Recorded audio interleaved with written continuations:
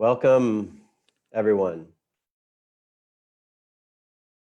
Just beginning the Beat Coronavirus and Thrive with no vaccines now. We've just gone live. So let's just give a second for people to start hopping on.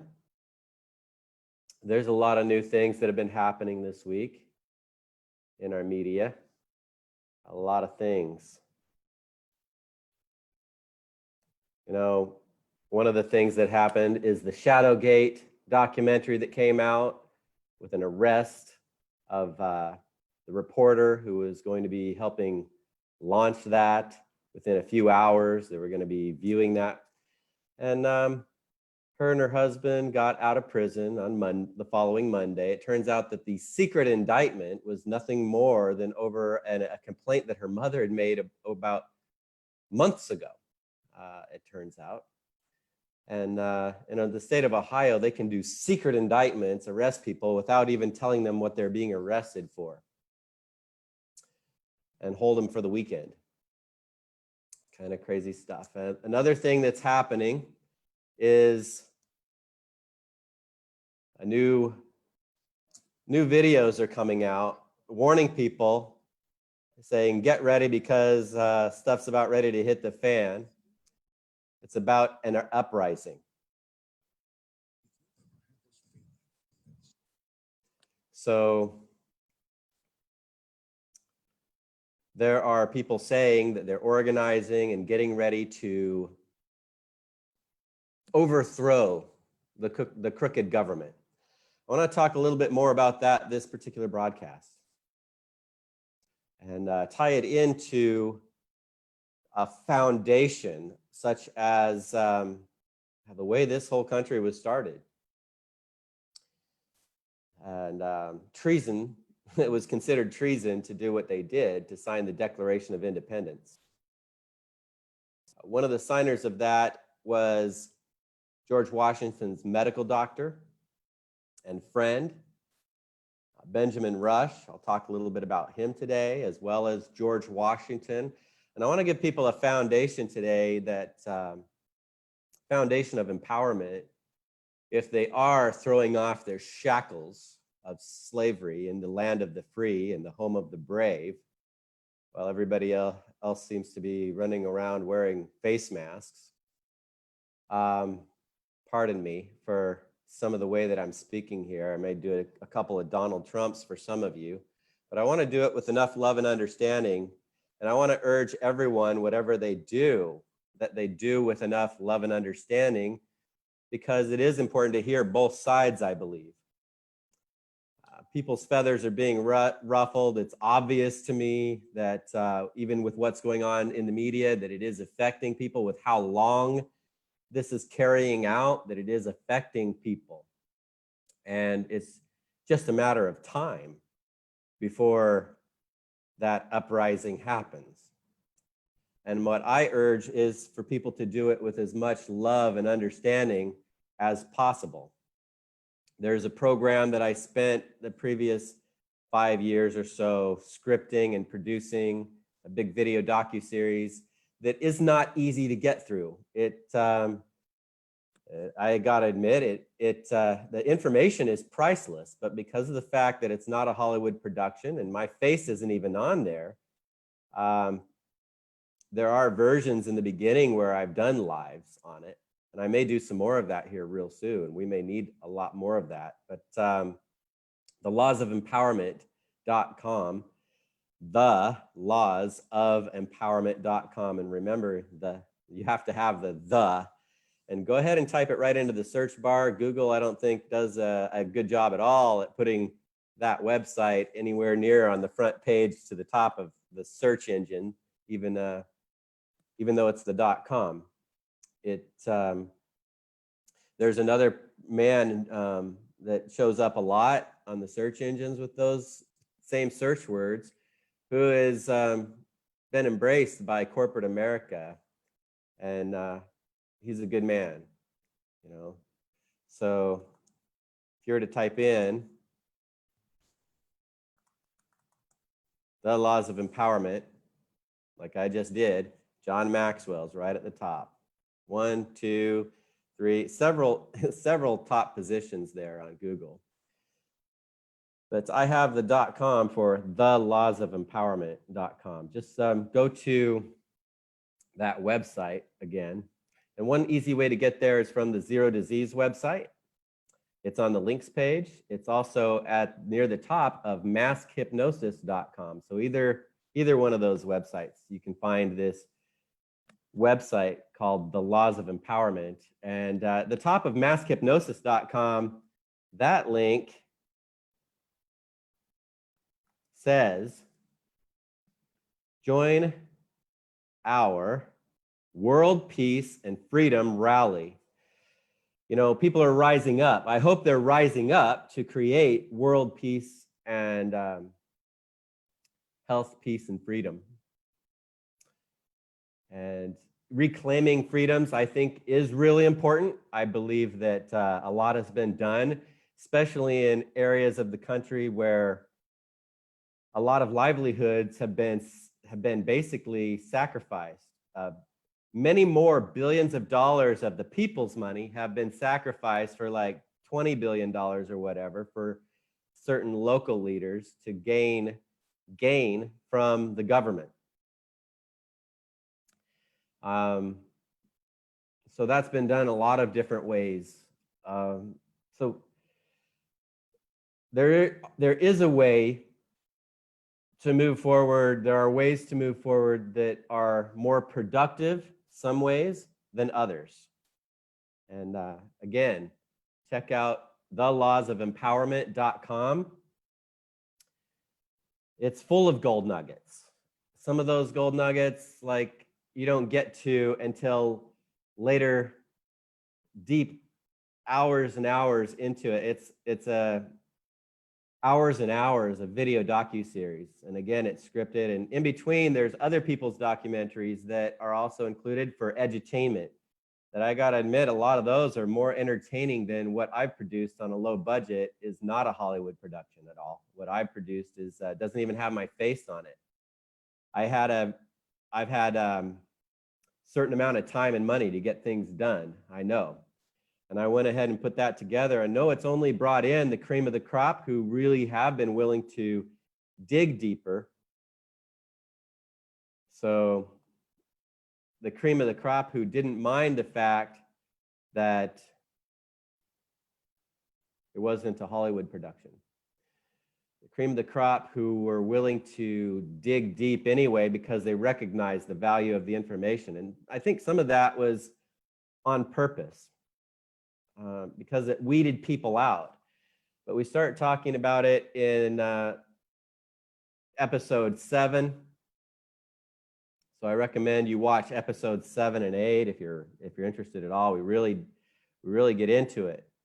But there's histories before that are really important. So I recommend you really watch the very first prerequisite video. It's 2 hours, called Zero Disease, and it's had over 40 years of scripting put into it on how we got to where we are with our medical profession and what the real solutions have actually been that were buried. In fact, what people die of COVID-19 is a terminal inflammation, and there's a hypoalbuminemia that goes along with that. Albumin, most of the blood protein in the blood, which is the water magnet, holds the water in the blood, is blood protein. And the main one, 70% of that blood protein is albumin. It's the smallest one that leaves the easiest. The whole content leaves every 24 hours, but they're not teaching about that. All the research on how it leaves and what it does when it leaves was basically buried, okay? They're still teaching Starling's hypothesis, which is from the 1800s, which we came up with, Dr. Starling's came up with, without having any information about another set of vessels called lymphatic vessels to retrieve those, that albumin seepage. Any seepage of blood protein and water on a constant basis naturally was buried. So that was done originally by Cecil K. Drinker at Harvard Medical School in 1930. He was the first person to challenge Starling's hypothesis, and he did very strongly challenge Starling's hypothesis.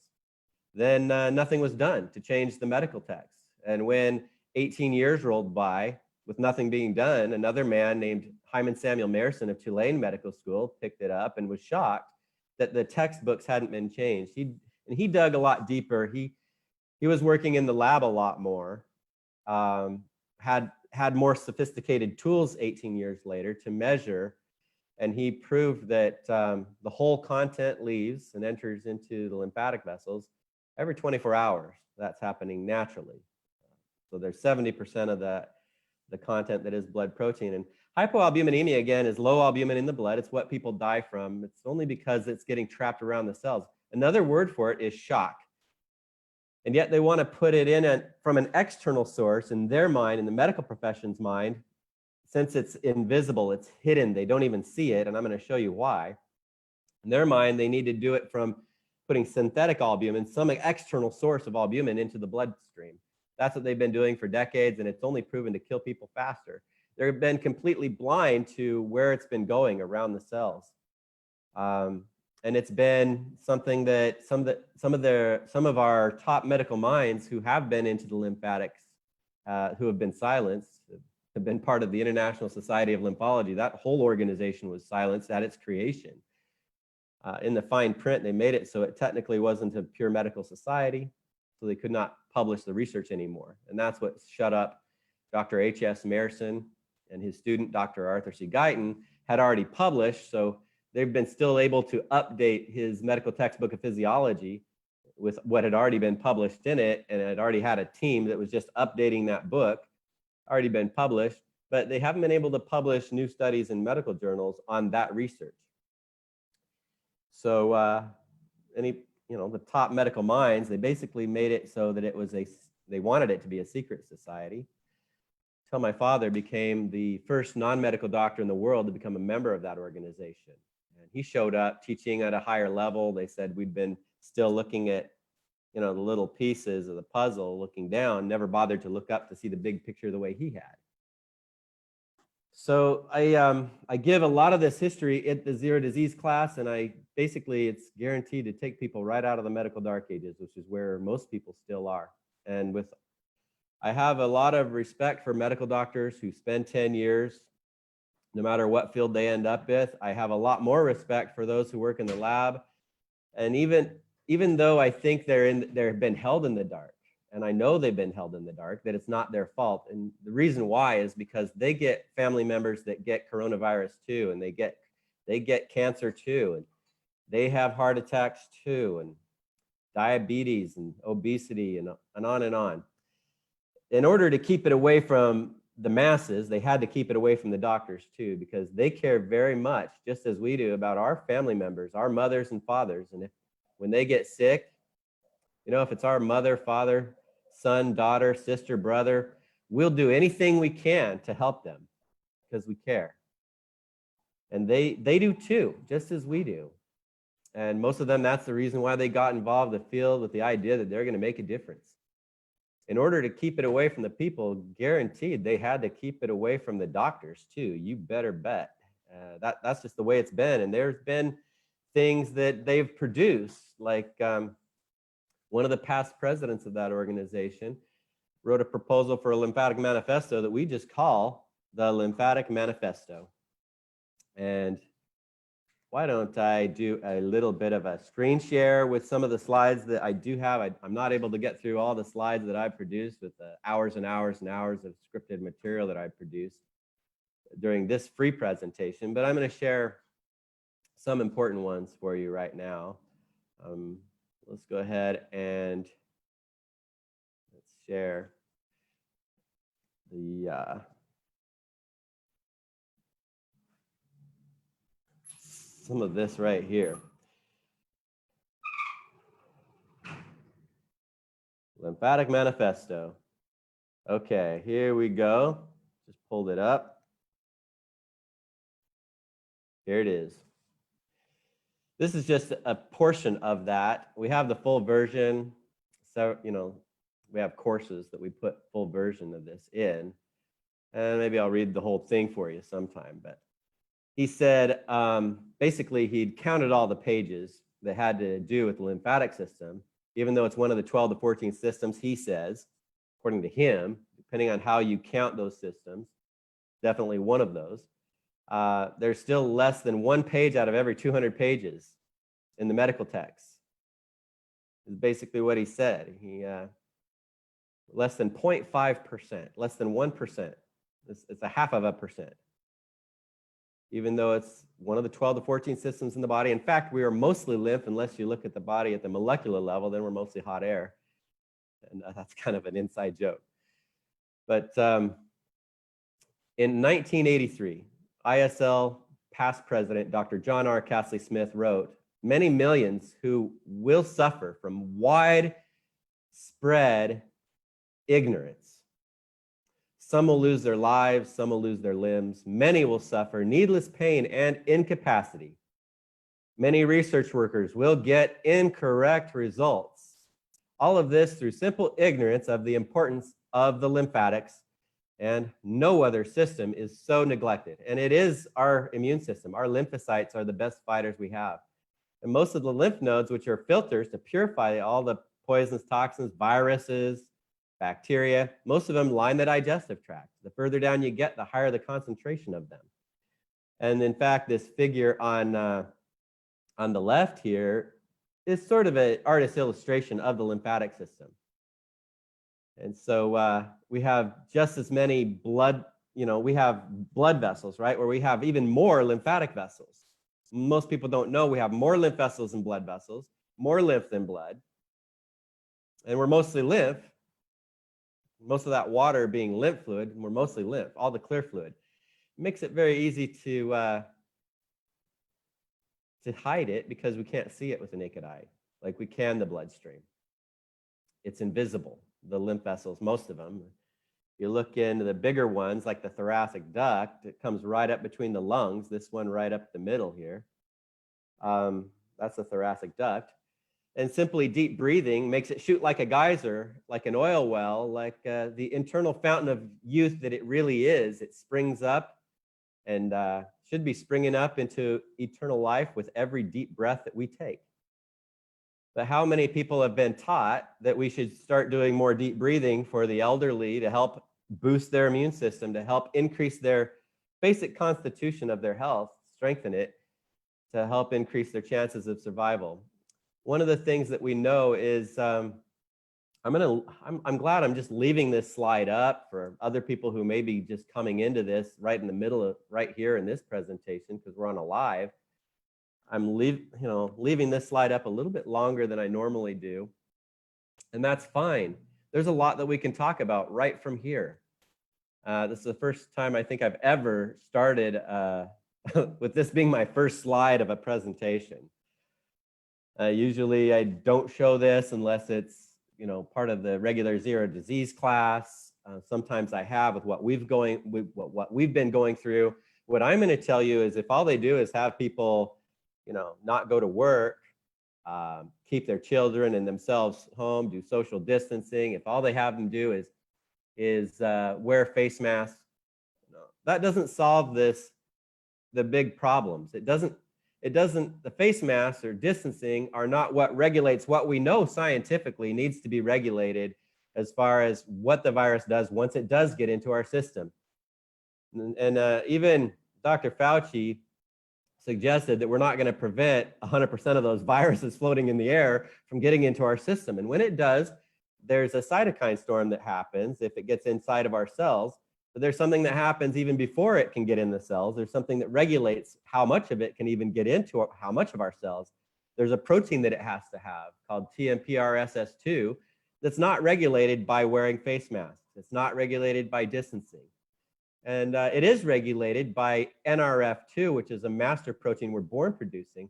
The problem that mainstream media has of talking about that is because it regulates every gene associated with every disease, where all the drugs of the past only target one gene at a time out of over 3,000 genes that are the survival and disease mechanism genes.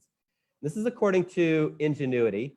I can point anyone who wants to the video of Dr. McCord explaining and showing the slides from that gene database that back up exactly what I'm talking about. And I have it, I know it's available at highspeedrelief.com as the last video there of the Dr. McCord video archive.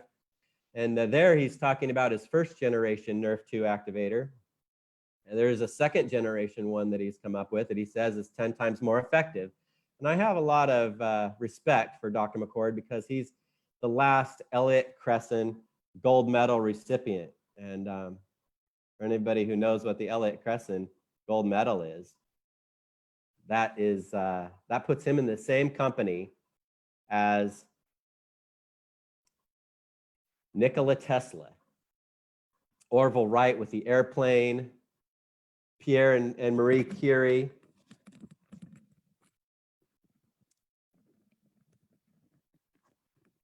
And my hair doesn't always do the right thing with this bulky headset.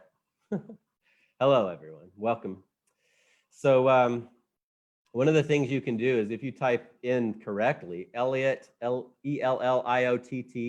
Cresson, Cresson, gold medal, I might as well do it for you right here, right now. Let's go ahead. Elliott-Cresson gold medal winners. And you go into Wikipedia on that. The first thing that pops up is the Wikipedia. And let's do a screen share for that.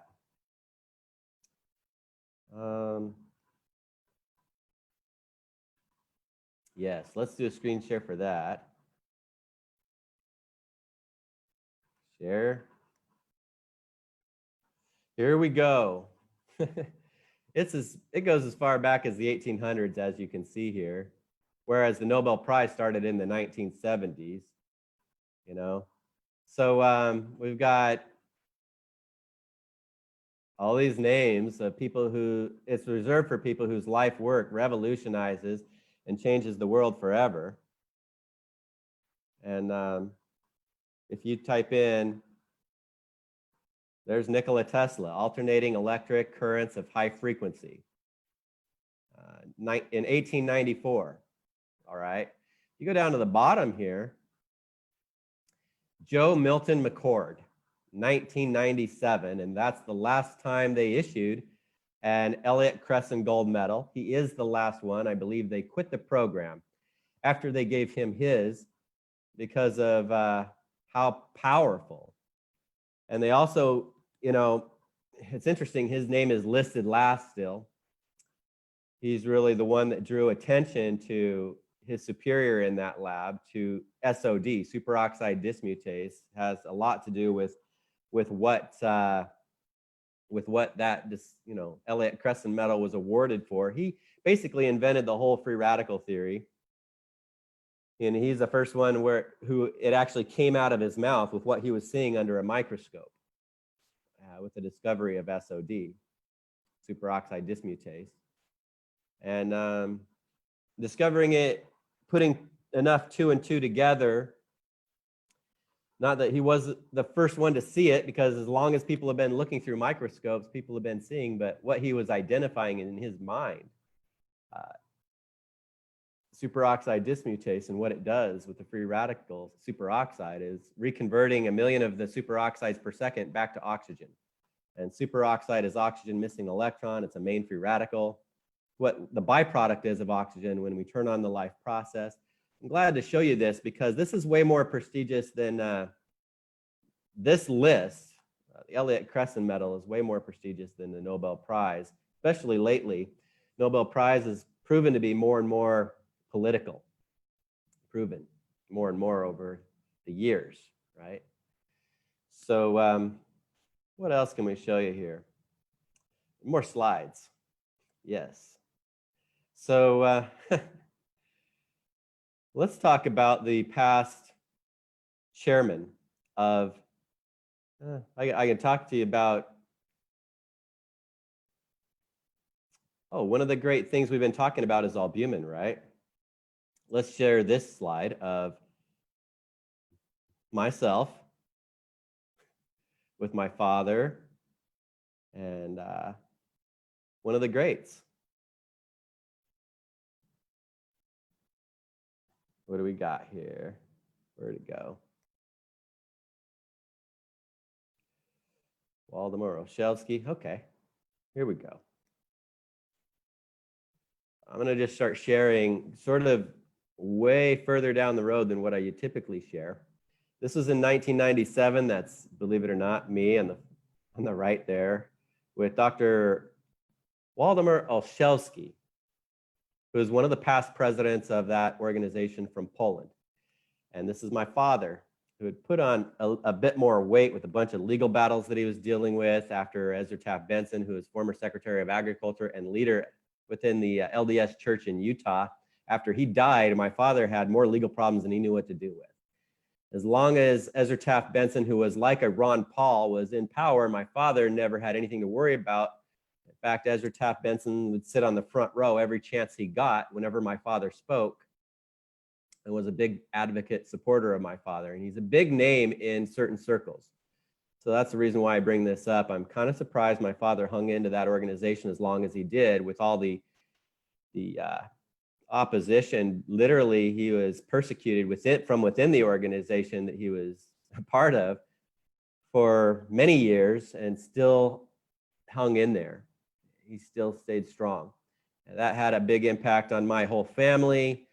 So anyway, a bit of my history there with what happened with that. But what you're looking at here is also, there's a presentation called Cause of AIDS, How the HIV Virus Kills and How to Stop It. I was helping reverse AIDS in the middle of the big AIDS scare in the mid-90s.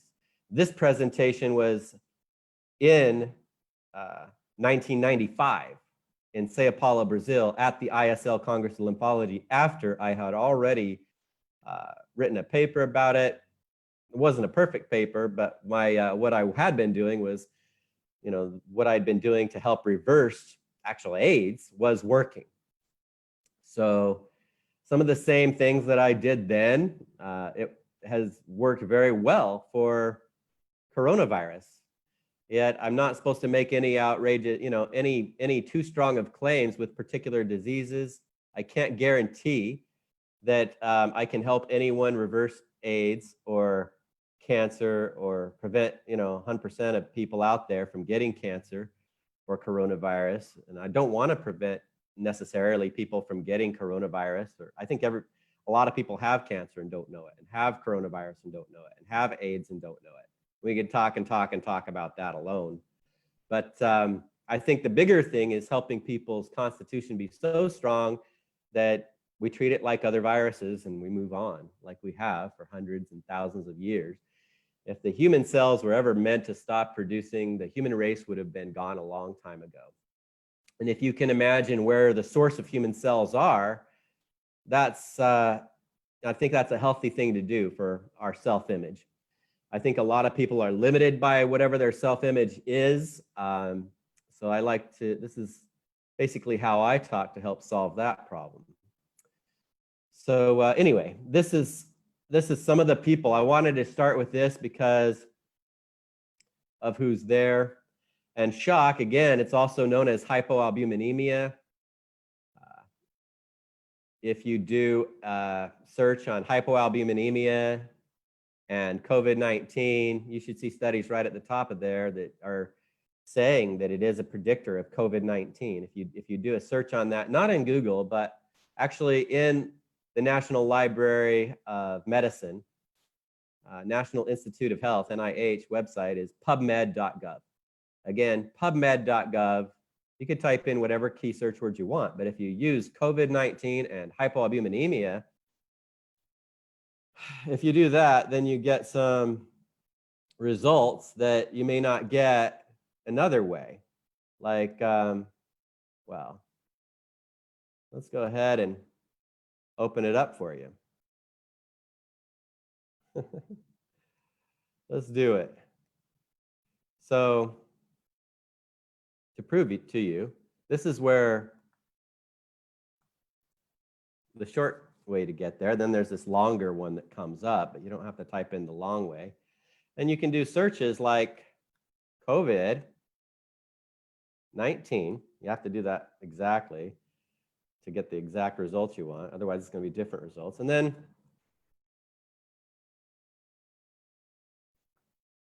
hypoalbuminemia. What we get is this one. I've mentioned this before. It's it predicts the outcome of COVID-19 independent of age and comorbidity. Comorbidity means where people are dying of more than one thing, which they are. Most cases that are dying have many other diseases already, pre-existing conditions. And we know that, for example, children handle the virus very, very well. That's been something that has been stated by the President of the United States several times now. Children are handling it very well. It's one of the reasons why we want children to just be able to go back to school. They handle it very well. They're healthy. That's something that we know. Okay, so they handle it like another flu, at least, you know. It's not a big deal.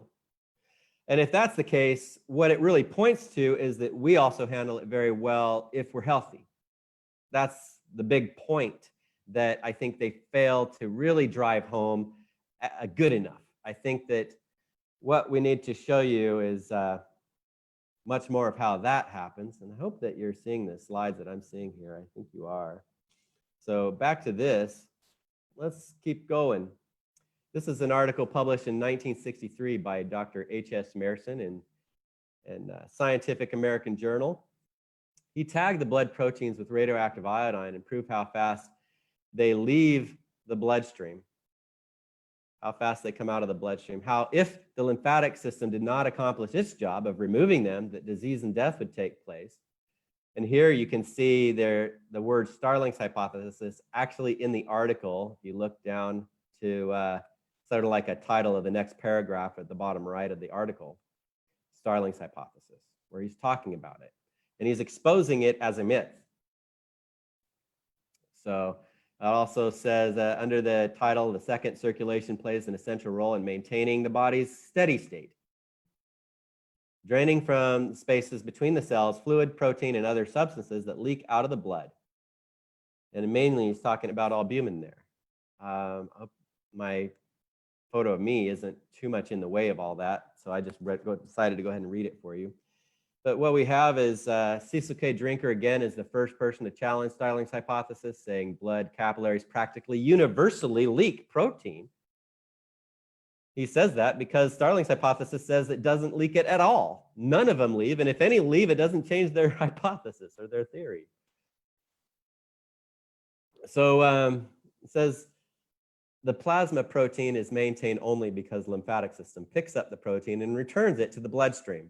This is definitely where information on the lymphatic system was being studied. And Starlings is one of the founders of what we have. He's one of the leaders, one of the fathers of lymphology in the medical profession. Because of when he got started, he got a lot of other people paying attention to it. And so they're one of the, like I said, 18 years or whatever later, here we go. Within that article, in the Scientific American article, Mayerson explains how he got involved in 1958 and was shocked that the teachers and writers of textbooks continued to maintain that healthy blood capillaries did not leak protein.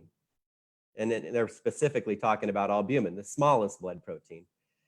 It was in an effort to clarify this point that I undertook an investigation of lymph and lymphatics some 15 years ago. And even though here he's mainly talking about the smallest blood protein, even the biggest blood proteins can leave when the capillaries dilate. And we talk about that in the Zero Disease class, which again is available at that website that I gave you. I'm gifting the scripted version of a much more detailed class.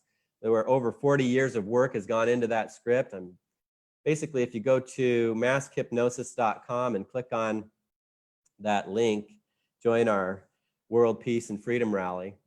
The first video there is the Zero Disease class. I think it's really important that we have a good foundation to grow from, and the rest of the laws of empowerment is an extension of that. It's what we've learned on how to create world peace and freedom and all that, everything stems from that. Everything ties into life and death. When we do things in a positive way, it actually is tied into helping keep the life processes of our cells turned on. And when we break any of the laws of nature, one way or another, it shuts off the cells We're talking about the literal fruit of the tree of life and the literal fruit of the tree of death, scientifically. My father wrote the formulas on it after my father discovered the engine, the sodium potassium pump, which I could also talk more about here, but I won't, because the class I gave you gives into all the details on all of this. But I'm just focusing in on a little bit of some of what was buried. You got to understand how we got to where we are now and why they're telling people to wear masks and do the social distancing, why they're getting away with that kind of, in my opinion, nonsense. Here's the AMA article that was actually picked up and published from Mayerson's work. They published an article on it called Your Other Circulatory System. And what I've been telling you is we have more lymph vessels and blood vessels, more lymph than blood, yet there isn't one course on it that you can take in any college, university, or medical school in the United States. The whole other circulatory system, and this is what they're, in their own words, in Today's Health, December 1964, and Today's Health is the name of the magazine, the AMA magazine. And it says, loss of blood proteins through capillary walls would be particularly disastrous. Recently, Dr. H.S. Mayerson of Tulane Medical School tagged blood proteins with radioactive iodine, then measured the rate at which they passed into lymph vessels.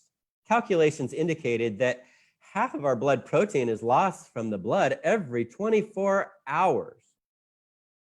But for the prompt retrieval of the protein by the lymphatic system, this constant loss would spell swift catastrophe. If the lymphatic system did not carry a large portion of the remaining seepage back to the bloodstream, we would all bleed to death internally in a matter of hours. And the last paragraph says, thus this great river of mystery may well hold the key to dozens of disease riddles. That is why it is getting ever-increasing research attention. Inevitably, discoveries of vital importance to all will be made. And that's the last thing they've said about it. And this is the first time Mayerson published on it. They're talking about half of them leaving. He may have been speaking objectively like scientists do. They hold back a little bit. He ended up showing it was more about 70%, which we know it can happen a lot faster than that. They say it can happen in a matter of hours, that it can cause death in a matter of hours. That's because if you lose enough of the positive pressure in the bloodstream, the blood vessels collapse, and that's called shock when that happens. It's also called hypoalbuminemia. And yet scientists still haven't put two and two together. That article that I showed you in PubMed, they're suggesting we still investigate putting synthetic albumin in the blood at the very end. That's their conclusion, that we go back to that when for decades, with all the billions of dollars that dumped into it, and probably someone who's ready to receive more billions is suggesting that, all it's proven is to increase mortality rates.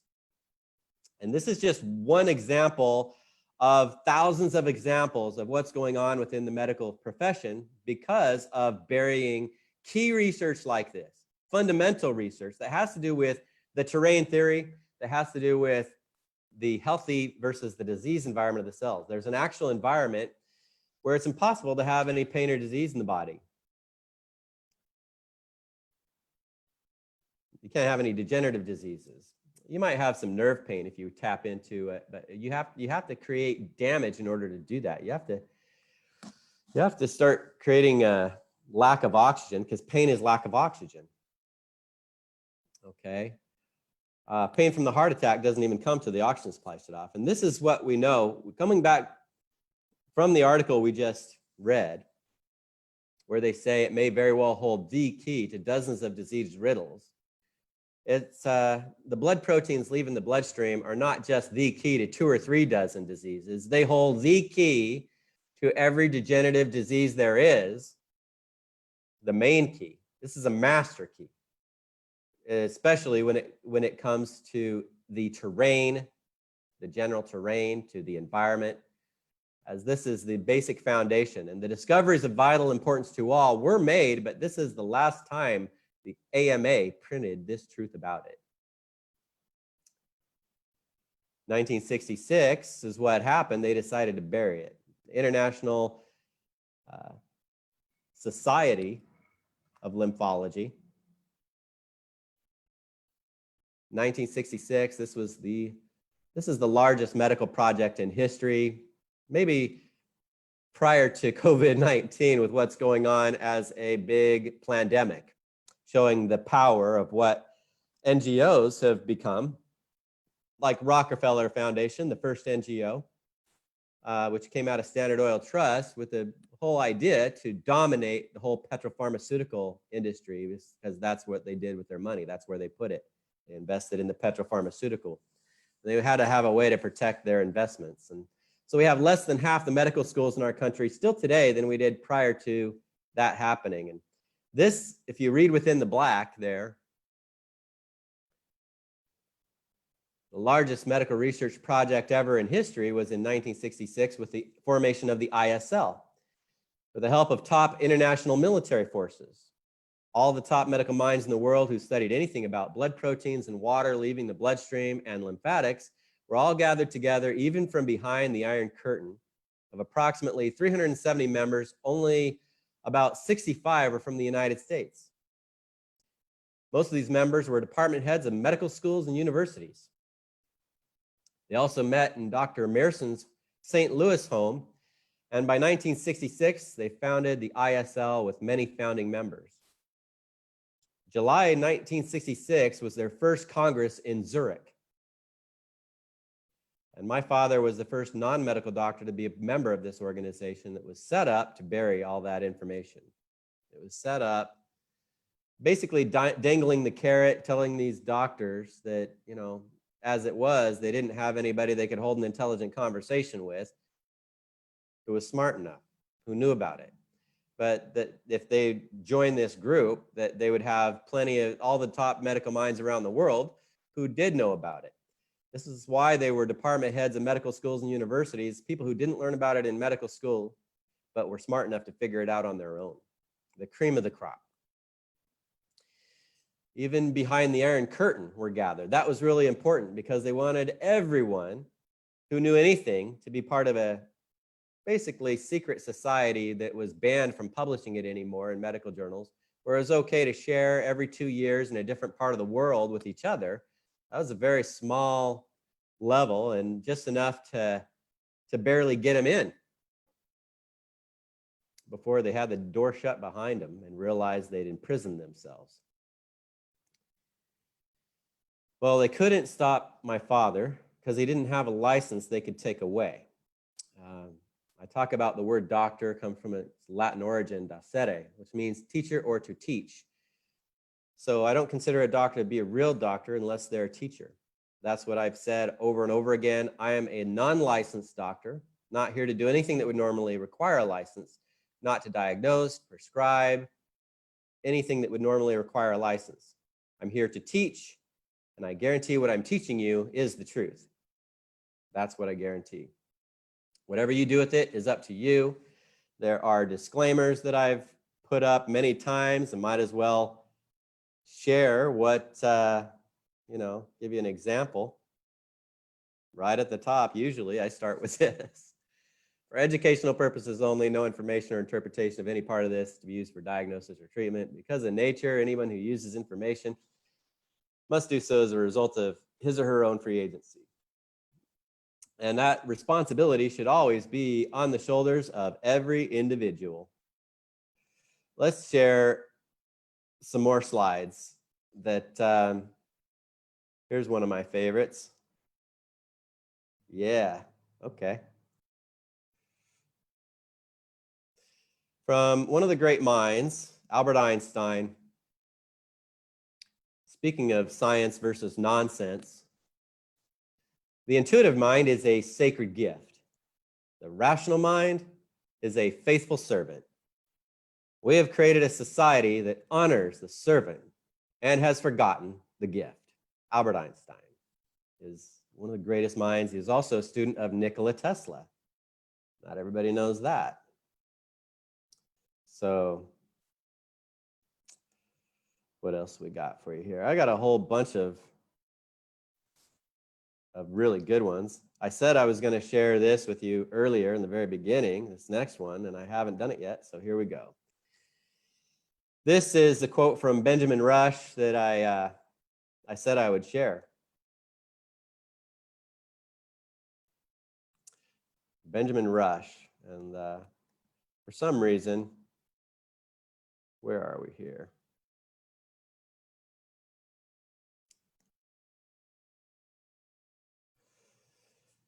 Unless we put medical freedom into the Constitution, the time will come when medicine will organize an undercover dictatorship to restrict the art of healing to one class of men. Is that what the medical profession has done? Is that what it's become?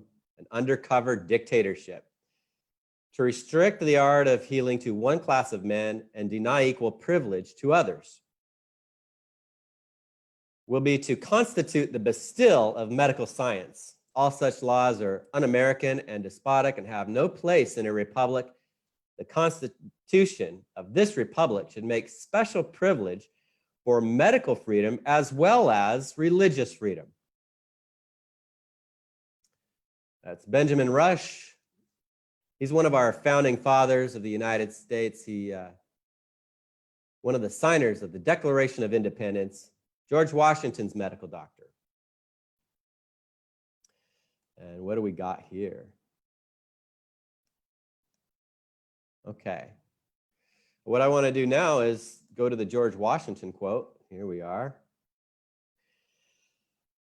The marvel of all history is the patience with which men and women submit to burdens unnecessarily laid upon them by their governments. If you want to get to where that is finally explained, this is a slide. These slides are part of the Laws of Empowerment video docuseries, and that's where I explain the marvel of all history, I think, for the first time in history. So I recommend, if you understand why that's been the case, we can approach, there's a lot of people talking about uprising right now. We can do that with love and understanding. We can rise up and transcend the abuse within every system of our lives, including government. And I talk a lot about the abuse of government within the Laws of Empowerment, the history of that in every aspect of government, where the biggest abuses have been made throughout history. And it's nothing new. It's been happening all along. Subversions have been happening all along. One of the biggest subversions we've ever had was within 1812, or the War of 1812 period, from 1812 to 1814. It ended, and they had subverted successfully the Constitution. They had allowed something that had been outlawed, which is our current legal system, where all of its members, which are everyone with a title of nobility, such as an esquire, which is all attorneys, everyone who's passed the bar, it basically stipulated the title of nobility amendment, which is the original 13th Amendment that most people still don't know about, stipulated the penalty to what was already in the Constitution, which stated there shall be no titles of nobility there. And the penalty was you cannot be a citizen. Ironically, the person who led the delegation to end the War of 1812 with the Treaty of Ghent was also someone who had passed the London bar, John Quincy Adams. So, did he have a motive to to maintain his citizenship, along with several of his other Harvard graduate friends who had also passed the bar? Did they have a motive to maintain their office illegally, where officially it had been removed? Because the original title of nobility amendment, the original 13th Amendment, which had been ratified by then, basically made it so they could no longer hold office of any kind or be a citizen of the United States. It's been an issue within the legal system. Go check it out. Again, I said I'd get deeper into that by episode 7. Most people fall asleep by then because even though the information is priceless, it's not a Hollywood production by any stretch of the imagination. It's a very low budget production. I'm admitting that. I'm laughing at myself here. I didn't even put my face on it, even though I recorded it. I have a video of my face that I haven't even edited in because I was in a hurry. It's about time and money, what I've been able to do. And much of that was recorded with my face, but not even put in. and I'm happy to do lives on it. I have it all scripted, as I've said, but it's all, what can we do with time and money? And I also said that it was probably a greater purpose behind it, that only the cream of the crop who can stay awake long enough, who really have the deep enough desire to pay attention to what's being said. I recommend take breaks. Most of them are broken up into 10-minute segments approximately. So you can take breaks, but I recommend watching a little bit every day with this period that we're involved with and get through the whole thing to really show, what it's showing you is how to create your own, strengthen up and shore up your own personal constitution. All the laws that have been passed, let's go ahead and stop the screen share for a minute. All the laws that have been passed basically are examples of what we have as our own personal laws. Everyone who's passed those laws, they're just showing us an example of their own personal laws of peace, or their own personal constitution, whether it has to do with peace or not, whether it's infringing on other people's peace. But it is their personal laws. And the fact is, we can make our own laws. We can do that. And in moving to where we're moving, if our governments are falling and failing, if we are creating something new, we don't have to leave behind the truth from wherever we've come from. And this is true within every lineage, within every country, within everyone who's listening to this. And most people don't know that our Constitution has been hanging by a thread and how real that situation is. And some people have said it's not hanging by a thread anymore. It's gone. Most people don't know that it was written before we wrote it by the Sikhs. And some people say it's written in the stars and in intelligence that's out there. I know astrologists that are absolutely amazing, that they say even the Bible was written in the stars before it was written here, and it's done mathematically. It's interesting what science that we have about things and the reality of what's actually out there. But I have, what I can say is the same is true, I think, for truth in any lineage. What I'm saying is we don't have to leave behind any of it. We can take all of it with us. In fact, we can have a grand integration happen, something that's been called the gathering for many years. We can unite with peace, love, and understanding, joy, and health, and do it in a very healthy and peaceful manner. With enough love and understanding, we can. We can't, without enough love and understanding, do that.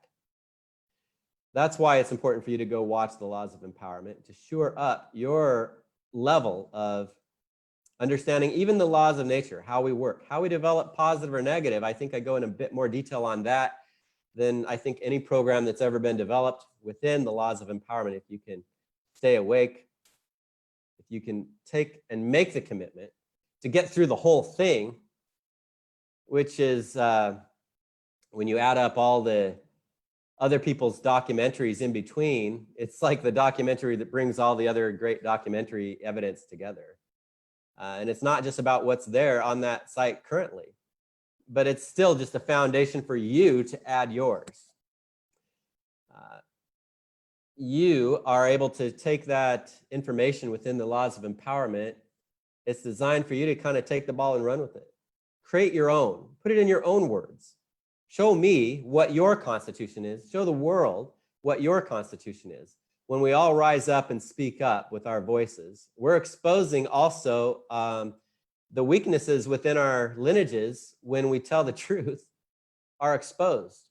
The weaknesses from whatever family we come from whatever lineage we were raised in, the weaknesses and the strengths have a bigger spotlight put on them. And what it does is it shakes out the abuse everywhere. And it hits everyone across the board. I wrote a book about my own family called Bittersweet. But it's how I learned what I know. Without it, I wouldn't have been able to produce the Laws of Empowerment program. I learned more about love and hate from my own family than just about anything. And I asked people if you can relate with me to raise your hand in a live audience. And if you're listening to this on Facebook or YouTube, go ahead and give me a thumbs up. Like the video, if you can relate with that, or put it in the comments, or say, I can relate to, it's just about everybody does. People who may not, maybe they were only child, and had some other different situations. Still, the people that are the closest to us that we learn more about that from. So one thing that I promise within this is an instant mass healing demonstration. We are at the tail end of this. I'm starting another paid class. If you go to events.zerodisease.com, there's a paid class that starts in a couple minutes also called Power Heal Breathing. I'm going to show people how to start activating their lymphatic system through breathing alone, which I think is the safest way to start. And a simple technique that helps prevent pneumonia, which is another thing. And a lot of my students, you can find them talking about what it's done for their asthma. What we're dealing with this virus acts more like an asthma, where it looks like dehydration, or even the cells in the hands, you get in a tub very long, you get the pruning effect, which suggests dehydration, because cells dehydrate in excess fluid where they actually volumize in what Guyton called the dry state. It's the healthy terrain, no inflammation. That's the difference between health and disease. And again, I promised that I would do an instant mass healing. Here we are, it's 12:58 p.m. in Hawaii. That means it's 3:58 p.m. California, 6:58 p.m. New York. Well, I'm in Kihei, on Kihei Road, South Kihei, broadcasting instant mass healing for you. And it's just going to take a few moments with my eyes closed.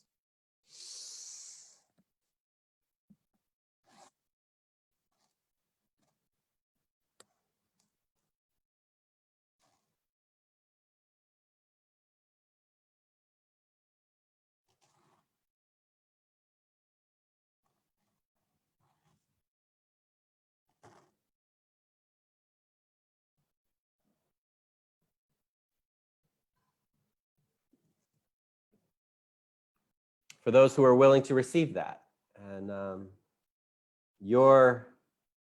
this doesn't take away people's free agency, I don't think. You know, it is important for you to be open-minded to receiving what that was. And it's quite a lot of scripted programming, and as well as a lot of divine inspiration has gone into that. So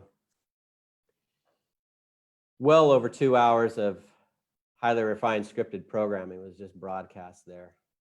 So one of the things that does, it tends to turn people's endocrine glands on, which are responsible for producing most of the energy they call chakras in India, the 7 houses in China.